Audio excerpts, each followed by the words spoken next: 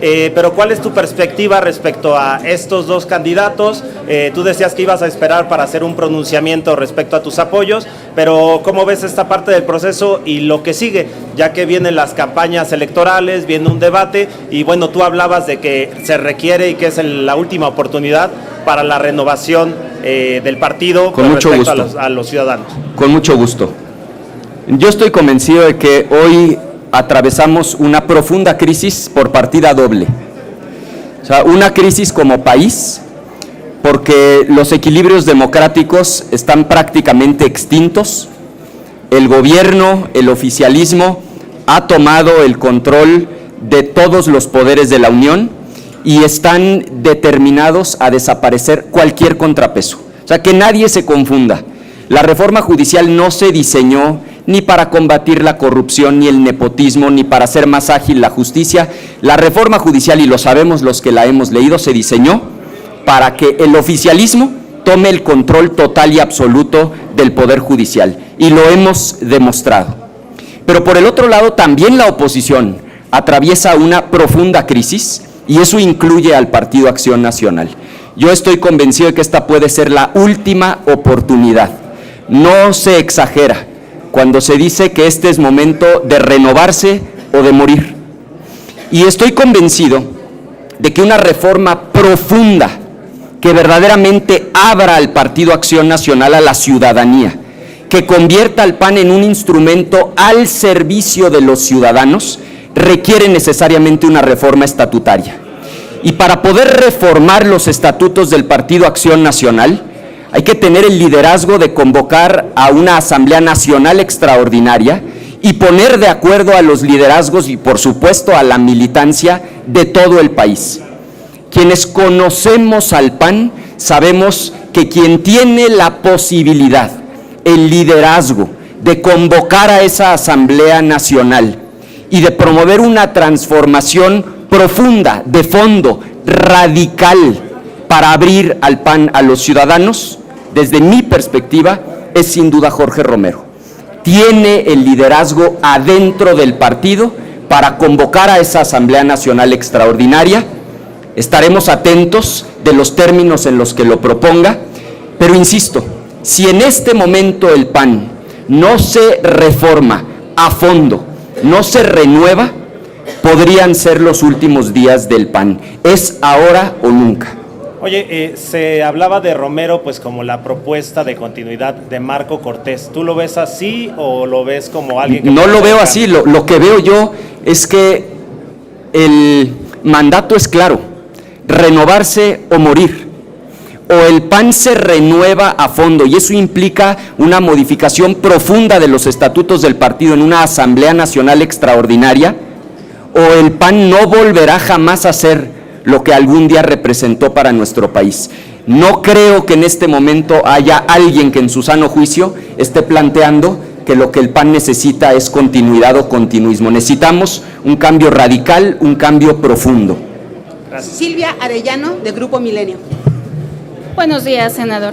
Preguntarle, ayer el exgobernador de Guanajuato, Romero Hicks, pues llamó al CEN del PAN precisamente para que sea un líder, para que pueda unir a los partidos de oposición, porque se ha señalado mucho que tras la derrota electoral, pues los partidos de oposición prácticamente están inexistentes en el país. ¿Se sumaría a este llamado para sumar a toda la oposición?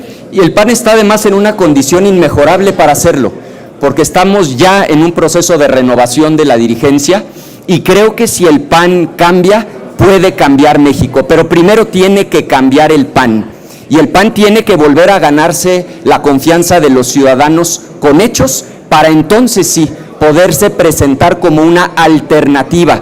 Lo hemos dicho y lo reiteramos, nosotros más que a oponer, aspiramos a proponer que cuando llegue la elección de 2027, la gente vea al PAN como una alternativa distinta, con planteamientos distintos y distinguibles, como una opción de cambio profundo, y para eso nos vamos a tener que ganar con hechos la confianza de la gente. Mayolo López, de Grupo Reforma.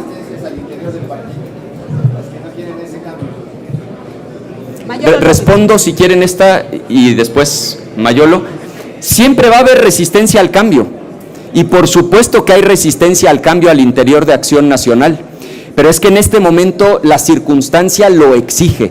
O el PAN se renueva de manera radical y se abre a la ciudadanía y se convierte en un instrumento al servicio de los ciudadanos, o el PAN no va a contar la historia el día de mañana.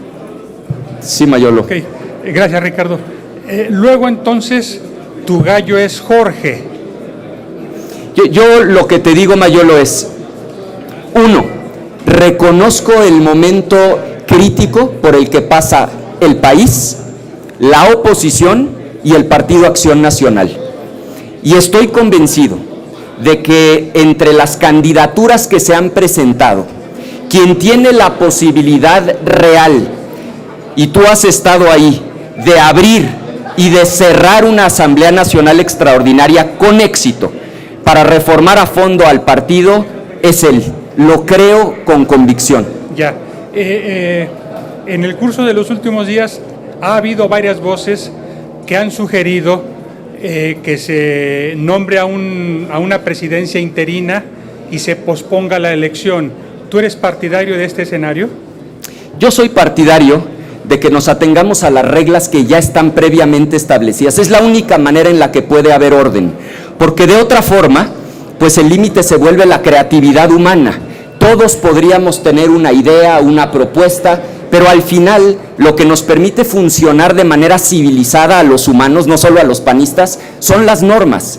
La norma está establecida, hay un plazo de registro que se cerró, hay candidatos registrados, habrá campañas, habrá debates, habrá una votación y habrá una nueva dirigencia. Me parece que más bien lo que toca ahora es exigirle a la nueva dirigencia que ese cambio profundo se materialice en los hechos. Eso es lo que creo es viable, realizable y posible. Por último, también se han levantado voces advirtiendo de la vulnerabilidad de Jorge Romero por el famoso asunto del cártel inmobiliario. ¿Te preocuparía a ti esa presumible vulnerabilidad de Romero?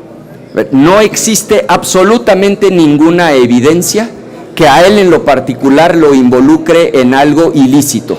Tan es así que jamás se ha abierto un procedimiento en su contra que haya derivado en algún tipo de orden judicial. Me parece que es normal que el oficialismo intente utilizar ese tipo de instrumentos de ataques.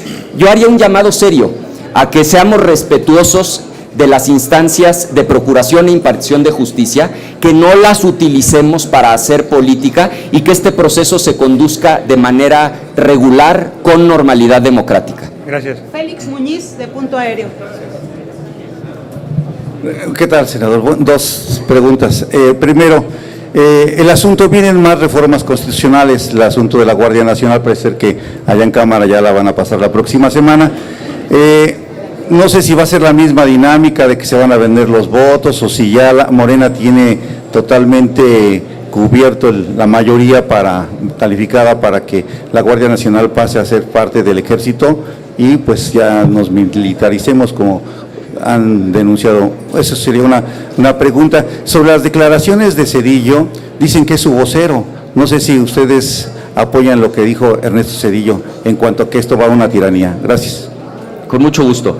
Bueno, el tema de la próxima semana, el tema central la próxima semana es la militarización de la Guardia Nacional, porque efectivamente tenemos información de que el oficialismo pretende aprobarlo esta misma semana en Cámara de Diputados. Es altamente probable que se nos convoque el próximo lunes, tanto a la Comisión de Puntos Constitucionales como a la de Estudios Legislativos. Ellos es probable que quieran darle primera lectura el martes y que tan pronto como el próximo miércoles estemos discutiendo en el Pleno el tema de la militarización de la Guardia Nacional. Yo, por un lado, lamento profundamente esta intención de militarizar la seguridad pública en México y por otro lado, reconozco que finalmente se quitaron la máscara, porque justo los que en campaña le prometieron a la gente crear un cuerpo de seguridad civil y regresar el ejército a los cuarteles, ellos lo propusieron y ahí están los videos, inclusive los spots de televisión. Ahora lo que pretenden es que formalmente la Guardia Nacional sea parte de la Secretaría de la Defensa Nacional, lo cual implica ya de facto en los hechos la absoluta y total militarización de la seguridad pública en nuestro país. Lo que es increíble es que insistan en una estrategia que en 3 sexenios consecutivos ha sido un absoluto fracaso, porque la militarización de la seguridad pública no inició en este sexenio, se ha venido agudizando y lo único que hemos visto a lo largo de los años es un incremento en la violencia, particularmente en la violencia homicida, o que alguien me enseñe un dato que demuestre que han disminuido los homicidios en nuestro país. ¿Por qué insistir en una estrategia fallida, fracasada, que no ha dado resultados? Nosotros vamos a dar el debate con argumentos y vamos a plantear una alternativa. Lo que queda claro es que el oficialismo finalmente se quitó la máscara, quieren insistir en una estrategia fallida de militarización que empezó cuando menos, en serio, hace 3 sexenios. Cedillo. Bueno, me parece que él tiene todo el derecho a expresar su opinión. Nosotros hemos expresado la nuestra. Mi opinión es que la reforma judicial se diseñó para que Morena tenga el control del Poder Judicial y a las pruebas me remito. Ellos tienen el control de los que van a aparecer en la boleta electoral. El número de candidatos va a ser imposible un voto reflexionado. Y tercero, crean un tribunal que le queda en una muela a la Santa Inquisición de 5 personas que ellos van a controlar y que puede destituir a cualquier juez. Para eso se diseñó la reforma judicial. Senador, nos quedan 2 preguntas. Sí, porque ya empezó la sesión. La penúltima pregunta es de Andrea Becerril, de La Jornada. Sale. Sí. No, yo solo quería preguntarle rapidísimo si el PAN irá a presentar alguna controversia contra la reforma, porque en el Senado ya la tiene muy complicada con el voto de Yunes que ya expulsaron y el del senador de MC que desapareció. Esa es una. El partido como tal la va a controvertir. Y la otra, ¿usted cree que Cedillo tiene autoridad moral para hacer alguna crítica después de el lío que dejó al país con el Fobaproa? Sí, sobre la segunda, miren, en un país democrático todas y todos tenemos derecho a expresar nuestra opinión. Me parece que negarle a alguien su derecho a expresar su opinión sobre un asunto que es de interés público, pues es lo más antidemocrático y lo más autoritario que se pueda plantear en una democracia, así como sus detractores también están en todo su derecho de plantear su balance y su análisis sobre el sexenio que él estuvo al frente de la presidencia de la República. Es decir, viva la libertad de expresión, no le nieguen a un ciudadano su derecho a expresarse y tampoco le neguemos a sus adversarios políticos el derecho a expresar su opinión sobre los saldos de su mandato. Me parece que tenemos que estar abiertos a la crítica. Y la posible controversia del PAN. el partido lo va a anunciar en estos días. Existen muchas vías, tanto la acción de inconstitucionalidad, la controversia constitucional. Ahora en la reunión previa se estuvo discutiendo y el partido va a hacer un anuncio formal sobre las acciones que se van a presentar desde la perspectiva legal. La última pregunta es de Luis Ángel Marín, de Radio Resultados. Senador, buenas tardes. Pedirle su punto de vista sobre la carta que dio pública Genaro García Luna y señala al presidente López Obrador de muchos temas vinculados con el narcotráfico. Sí, con muchísimo gusto. A ver, breve, lo respondo en 2 sentidos. En primer lugar, creo que cualquier denuncia, y no me estoy refiriendo a esta en lo particular, cualquier denuncia de colusión, de convivencia del crimen organizado con las autoridades, se tiene que investigar a fondo, porque no hay nada más grave para una democracia que tener gobiernos vinculados con los criminales. Y en este sexenio se siguen acumulando las denuncias de colusión entre el crimen organizado y el gobierno. Entonces mi llamado es a que cualquier denuncia de esta naturaleza se investigue con profundidad. Segundo, sobre este personaje en particular, no me merece absolutamente ningún respeto. Él ya fue condenado por estar vinculado con el narcotráfico. Por cierto, esos que lo defienden y dicen que todavía no se dicta la sentencia, lo que demuestran es que no conocen el sistema penal estadounidense. Ya hay un veredicto. El veredicto fue unánime, él fue encontrado culpable. Lo que pasa es que en el sistema norteamericano, después del veredicto, el juez redacta el documento de la sentencia, pero el sentido ya está establecido. Él ya fue encontrado culpable, no me merece ningún respeto, que se defienda como pueda. Me parece gravísimo que haya estado él involucrado con el narcotráfico. ¿Buscarían que se investigue lo que se acusa al presidente López Obrador terminando el sexenio? Pero no porque lo proponga él. Yo en eso sí, con el señor García Luna pinto mi raya. El señor es un delincuente que ya fue condenado por unanimidad por un jurado.